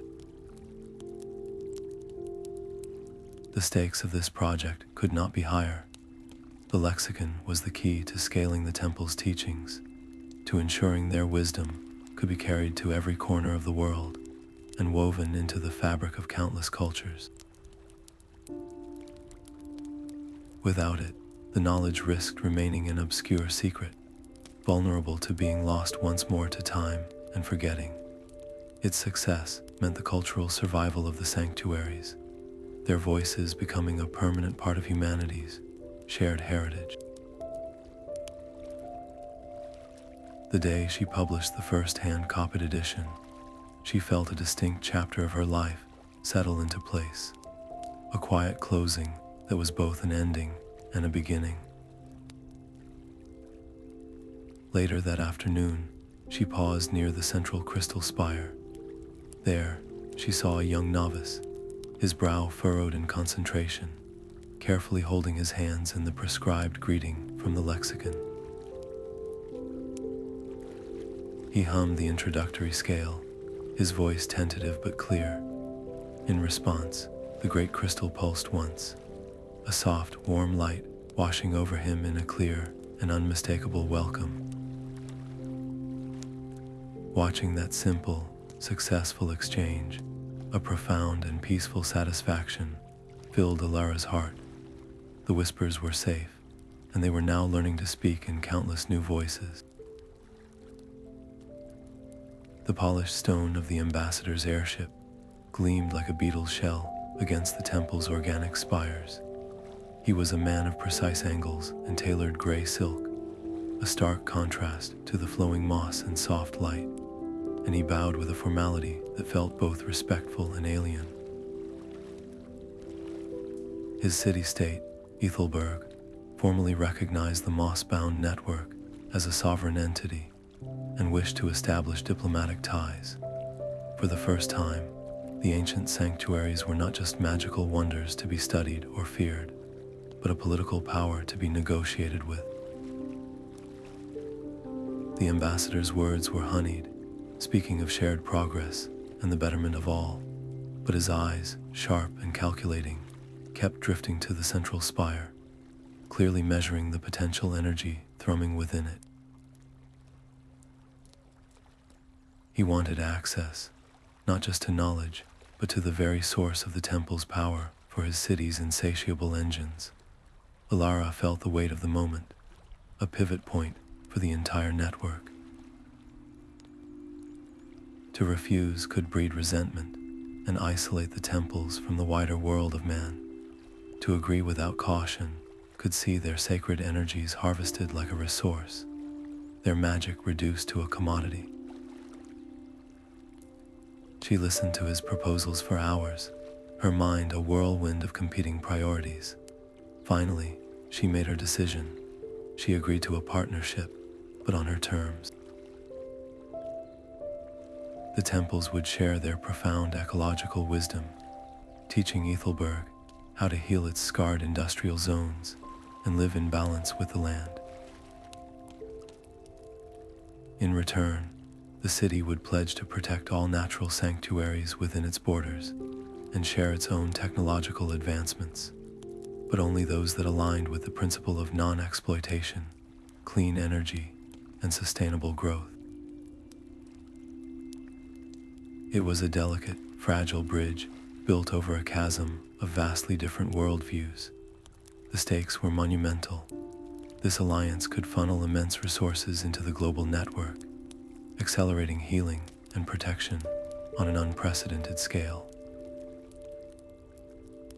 But it also introduced the slow, insidious risk of dilution, where the temple's core spiritual principles could be slowly eroded by pragmatism and the language of commerce.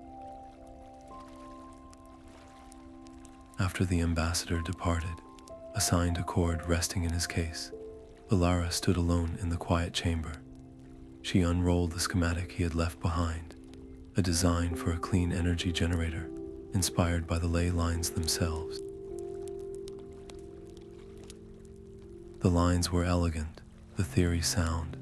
It was a gesture of good faith, a tangible first fruit of their agreement. She traced the intricate patterns with her finger, a deep, unsettled wonder stirring in her chest.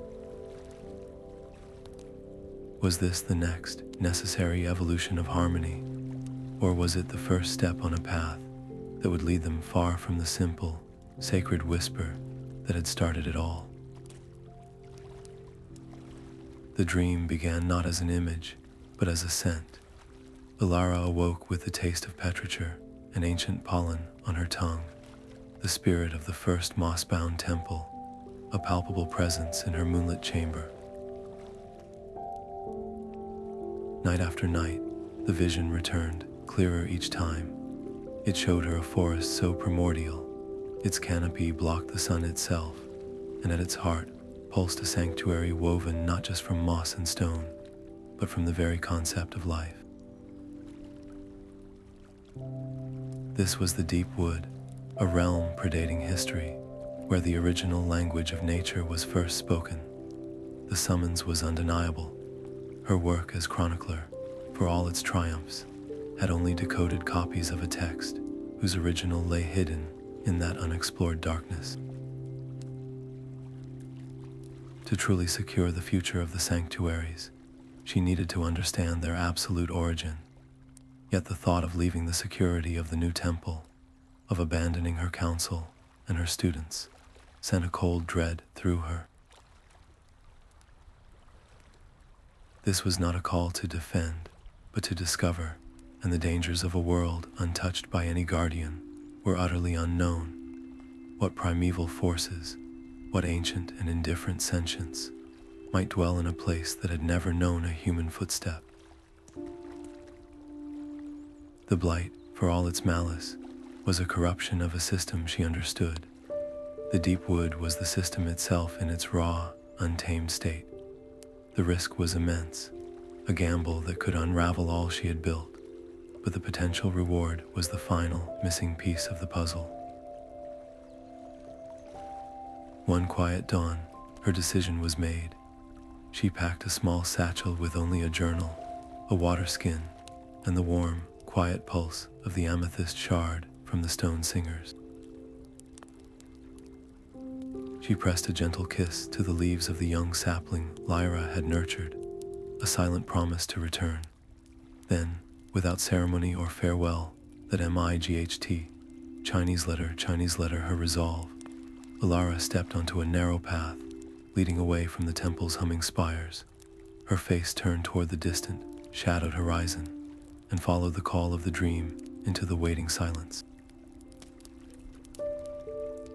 The first stone hummed against her palm, its vibration a low, melodic thread in the silent forest.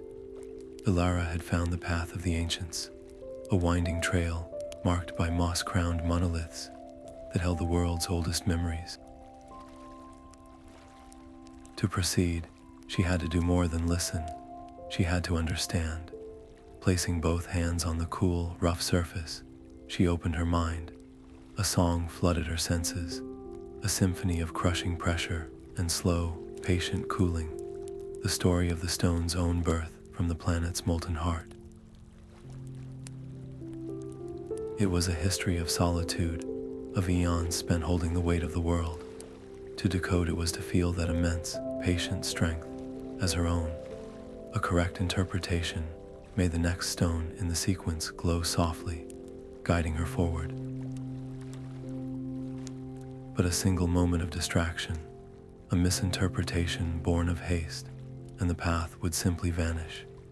The world would blur at the edges, the sun skipping across the sky as temporal disorientation left her dizzy and lost, forced to begin the sequence again from the start.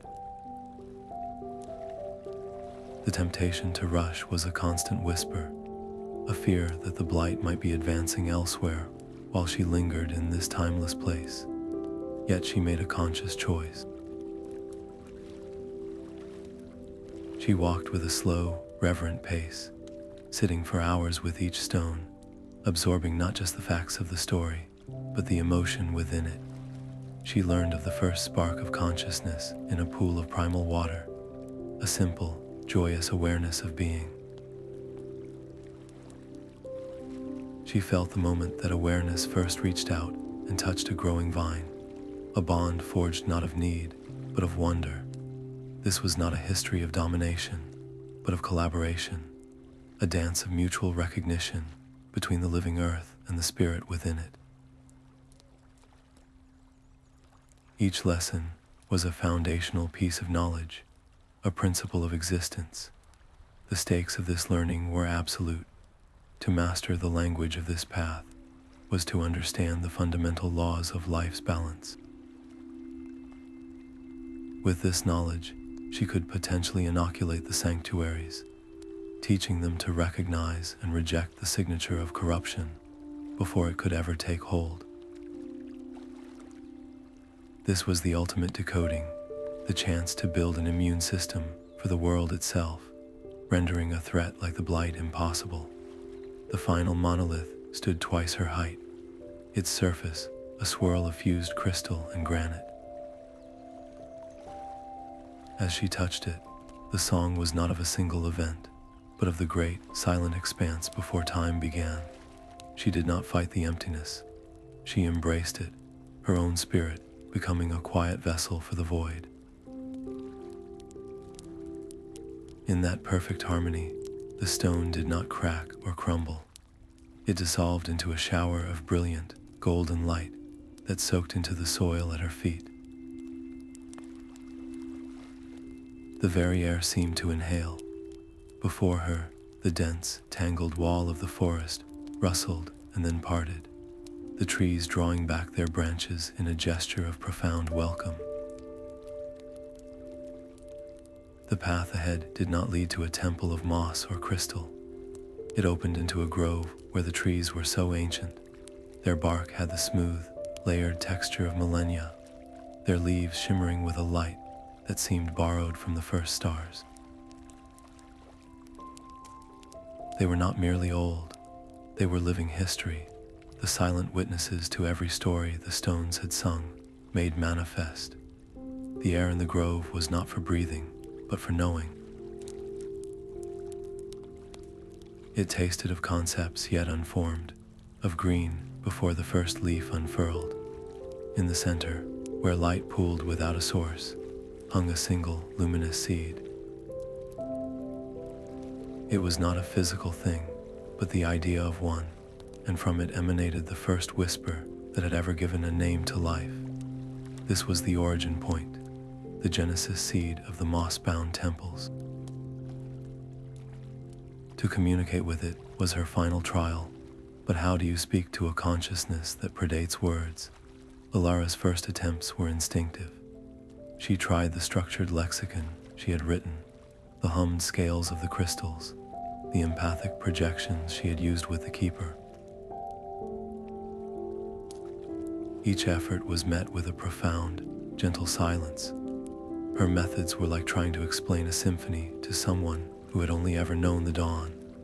They were complex derivations of a language this being had invented, and they were useless here.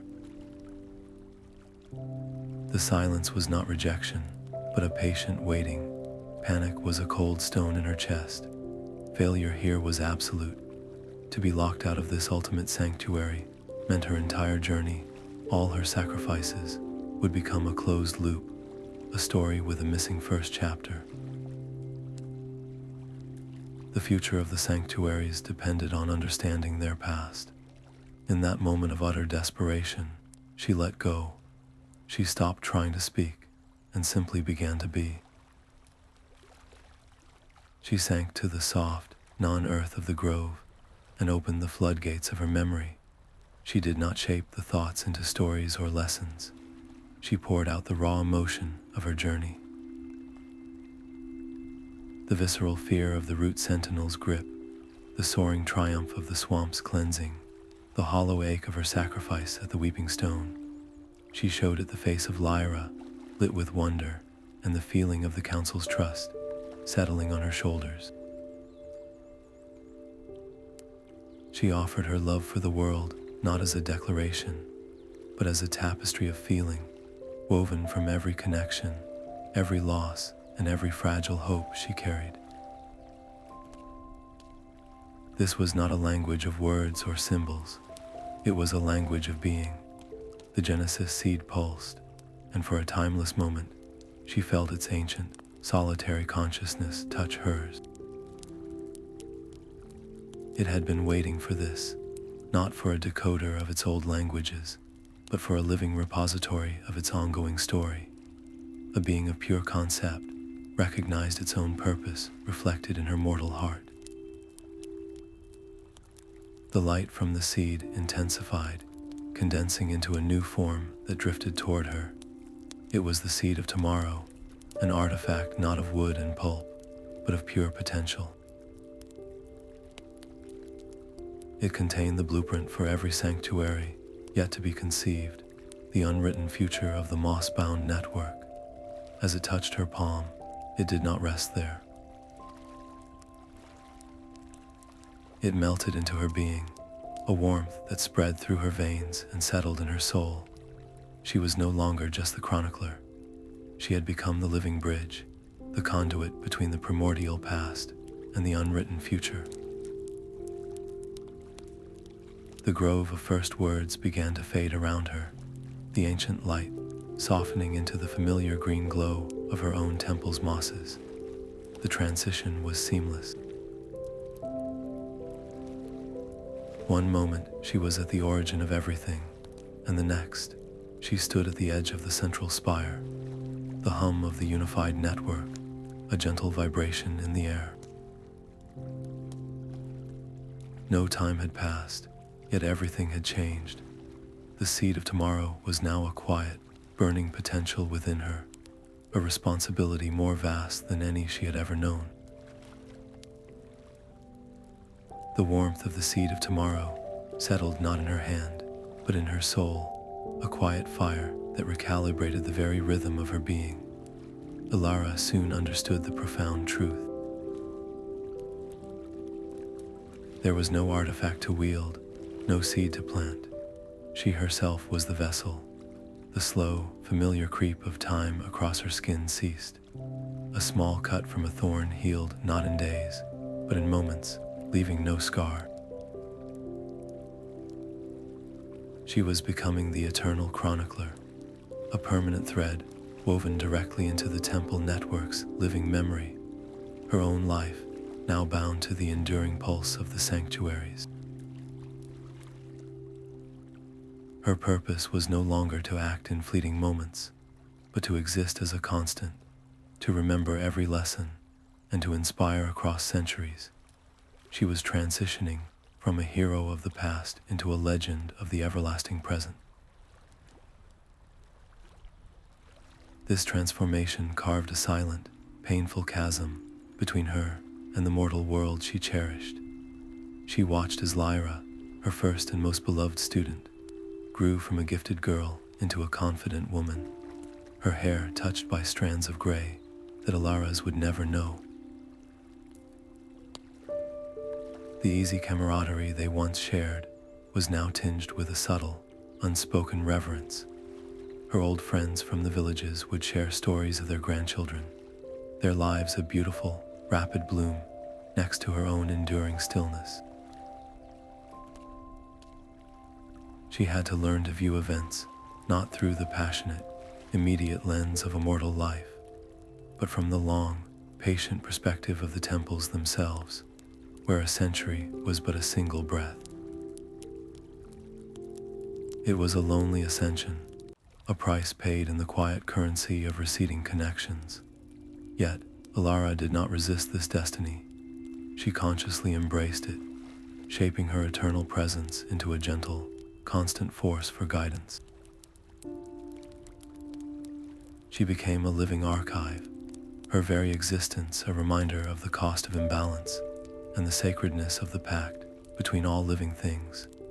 When debates grew heated among new generations of stewards, her calm voice, carrying the weight of millennia, could refocus them on the core principles of respect. She was the ultimate safeguard, the one who would never let the world forget the whisper of the Blight or the searing light of its defeat. Watching from a balcony of woven roots, Elara saw Lyra, now a master watercolor, with lines of wisdom and laughter around her eyes, guiding a new class of young students. They gathered around a small pond, their faces bright with the same wonder Lyra had once shown. The cycle was turning, beautifully and without her. A profound, bittersweet peace filled her. Leaning against the living stone of the spire, she whispered a promise not to the people below, but to the wind, to the stones, to the network itself. I will watch over them all, forever. Her vigil had begun, an eternal chronicle written not on parchment, but in the unwavering beat of an ageless heart. The weeping stone did not attack her with claws or shadow.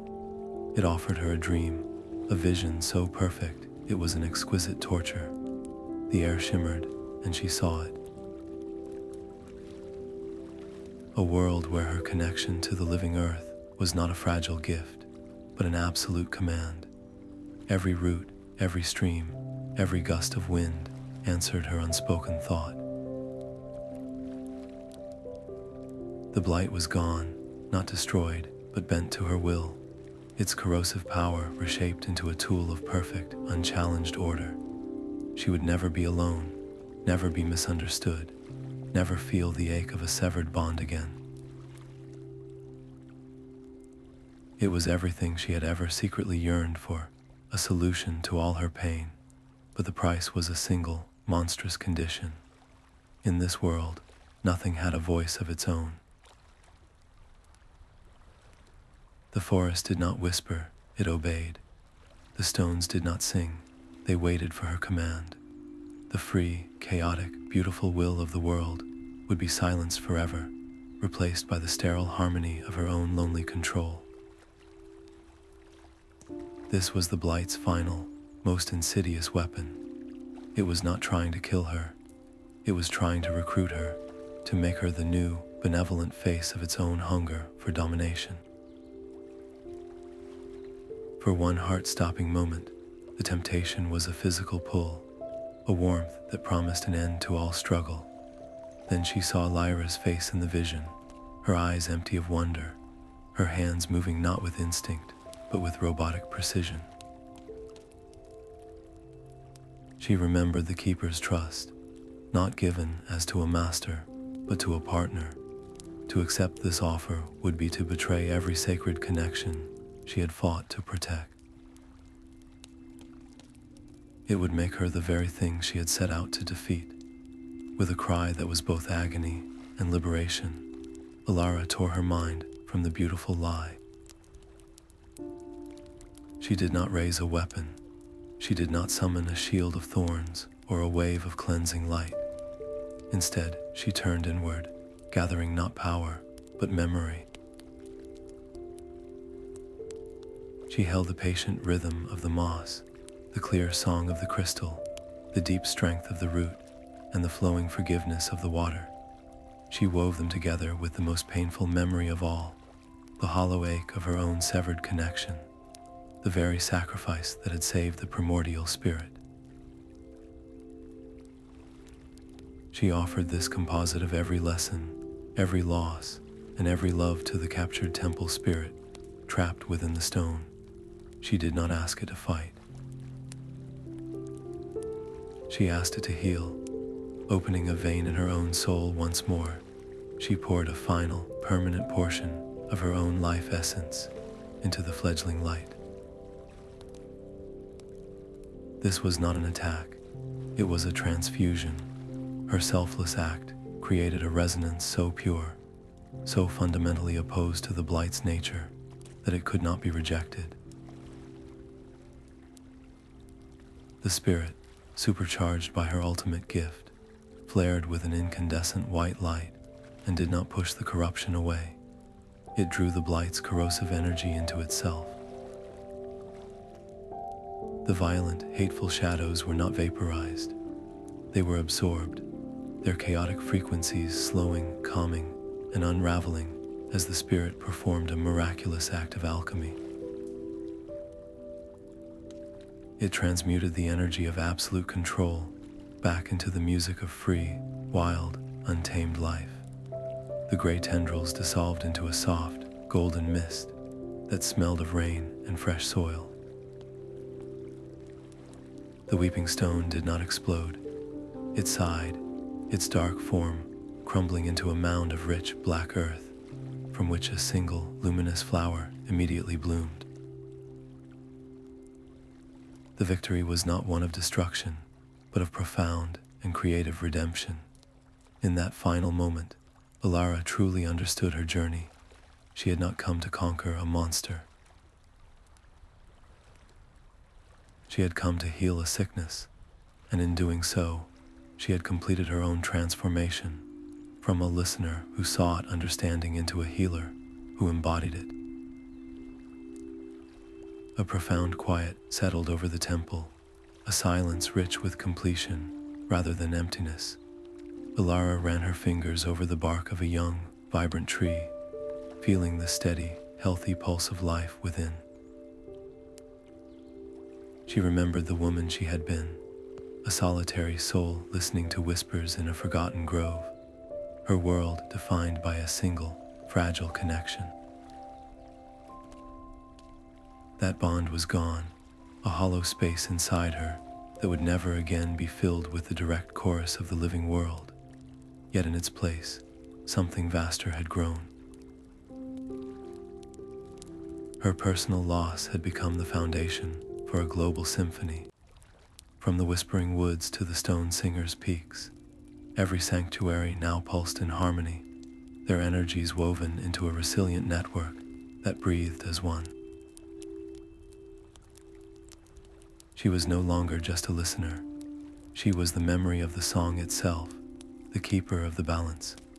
The chronicles of the MossBound Temples were complete, their earliest sanctuaries decoded, and their mysteries transformed into a shared language for all. Her sacrifice had secured a future where progress did not have to mean destruction, and where preservation was an active, living pact. As she watched Lyra and her students guide a gentle stream to nourish a new patch of moss, she saw that the story was not ending. It was simply being passed on, a melody taken up by new voices, each adding a unique note to the everlasting song of the world.